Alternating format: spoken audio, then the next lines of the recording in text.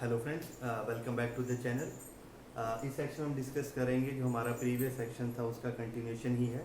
In our previous section we have discussed about the transformation experiment by the Griffith and the discovery of DNA as the genetic material by Avery MacLeod and McCarthy.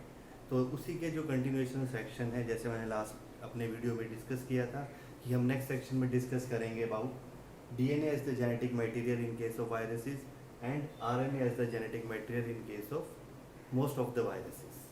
So we are going to start about the bacteriophage T2. This bacteriophage T2 has DNA as the genetic component. As a result, in this particular virus, your DNA is acting as the genetic material. So we will be starting with the basic structure of the bacteriophage T2. This is the basic structure of the bacteriophage. And if you compare it with the structure of any of the viruses, it is very simple structure. There is a simple structure of viruses. In the center portion there is the nucleic acid, and the nucleic acid is surrounded by the protein coat which is known as the capsid. Now the bacteriophage T2, it is having head and tail type structure in which the DNA is the nucleic acid and it is surrounded by the protein coat known as the capsid.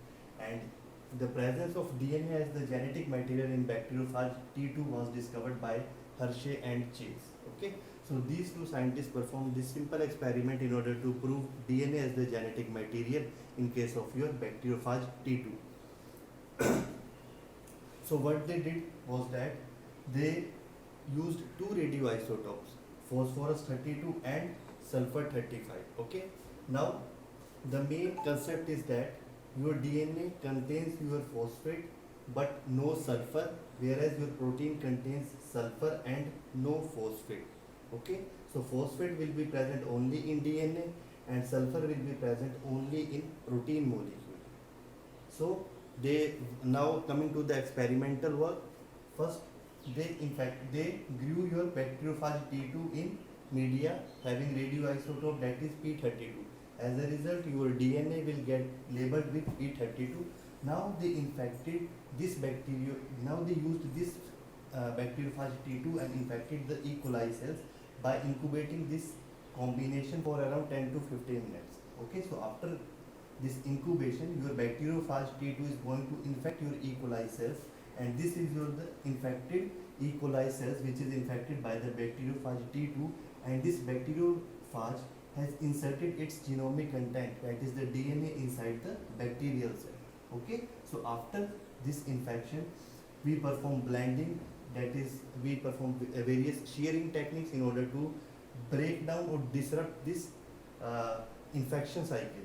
So after blending, your E. coli cell will be separated from the phage coat particles, but your DNA from the bacteriophage T2 has been incorporated or present within the E. coli cell or the bacterial cell.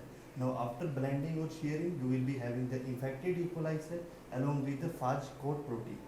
Okay, so once you get these two set of combination, then we perform centrifugation, and with help of centrifugation we are able to differentiate our compound into pellet and supernatant.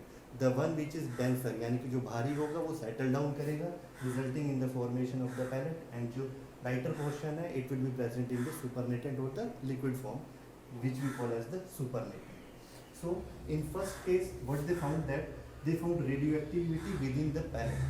Okay, and your supernatant was having negligible or no radioactivity. That means your DNA, because as you have labeled, use P32, so it is going to label your DNA, and if your radioactivity is seen within the pellet, that means your DNA has inserted or has been incorporated within the bacterial cell, and it is getting pelleted along with the bacterial cell.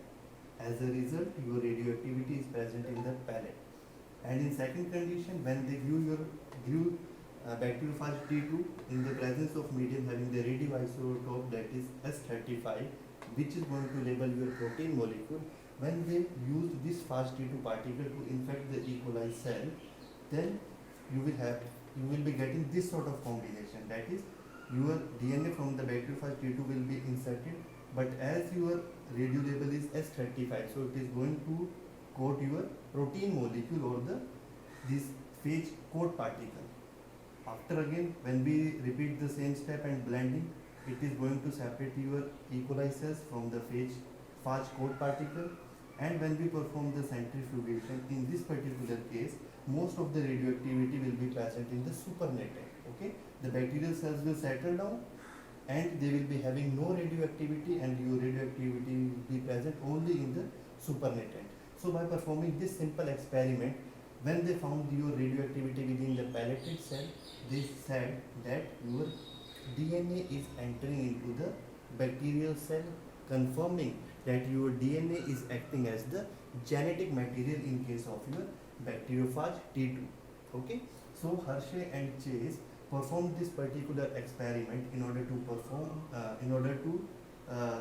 clarify that your DNA is acting as the genetic material in case of bacteriophage T2. Now coming to the next experiment, where RNA was proved as the genetic material in case of tobacco mosaic virus. As you are aware that most of the viruses are your RNA viruses.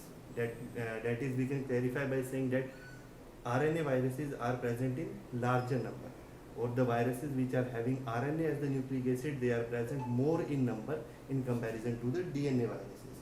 So RNA was confirmed as the genetic material in case of tobacco mosaic virus by Conrad and co-workers. Okay, so Conrad and co-workers performed the reconstitution experiment in order to prove that your RNA is acting as the genetic material in case of tobacco mosaic virus. Again, as it is a virus, it is having a simple structure, that is your nucleic acid. In this case, it will be your RNA molecule which is surrounded by the protein coat. Okay, so they took TMV type A, type B. There is the differentiation between this tobacco mosaic virus on the basis of the composition of the protein coat. That means your protein coat, on the basis of the composition of this protein coat, your TMV is differentiated into two categories, that is type A and type B. Okay, so this tobacco mosaic virus type A is having your RNA and specific protein, because it is RNA structure, so nucleic acid surrounded by a protein coat, and after degradation they have been separated into RNA and protein A. Similarly, after the degradation of TMB type B, it results in the formation of RNA-B as well as the protein B. Okay, so now what they did, they reconstituted this particular structure. That is, they took RNA from A and the protein coat from B to form this reconstitution compound, or you can say reconstituted virus, which is having RNA genetic material from A and protein coat from B. Now they infected tobacco plant with this reconstituted virus, and after the infection of the tobacco plant or leaf, when they recovered the viruses or offspring from this tobacco plant and they studied, they found that whatever the nucleic acid was present, okay, so whatever the nucleic acid was present, same type of protein is formed on the offspring. That is, your RNA resulted into the formation of the protein of A type. This means that your RNA is acting as the genetic material because it is guiding that particular offspring to synthesize protein of A type. Okay, for example, if here we have taken the RNA B and protein A, then your RNA B and protein B will be formed because your RNA B will be acting as the genetic material asking it to form the protein B. Okay, so from this particular reconstitution experiment, they proved that your RNA molecule is guiding for the formation of a specific protein molecule.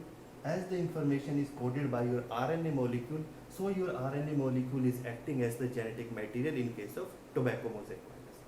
Okay, so this completes our previous section also, in which we studied about transformation, which was performed by Griffith. Then DNA as the genetic material in case of bacterial cell, that is Streptococcus pneumoniae, which was performed by Avery McLeod-McCarthy, and they have been clarified by saying that they have discovered DNA as the genetic material. They were the first one to say or discover that DNA is acting as the genetic material. After that, Hershey and Chase proved that DNA is acting as the genetic material in case of bacteriophage T2. And finally, RNA was confirmed as the genetic material in case of tobacco mosaic virus by Conrad and co-workers through this reconstitution experiment. Okay, so this completes our topic that nucleic acids act as the carrier for genetic information. That means nucleic acids are passed from the parent to the offspring, and they carry the genetic information from the parents to the offspring. Okay, so DNA or RNA, or we combinedly we can say your nucleic acids are acting as the carrier molecule in order to pass the genetic information from parent to the offspring. Okay, so this completes our section. Thank you all for watching, and in case you like it, go and subscribe it. Thank you.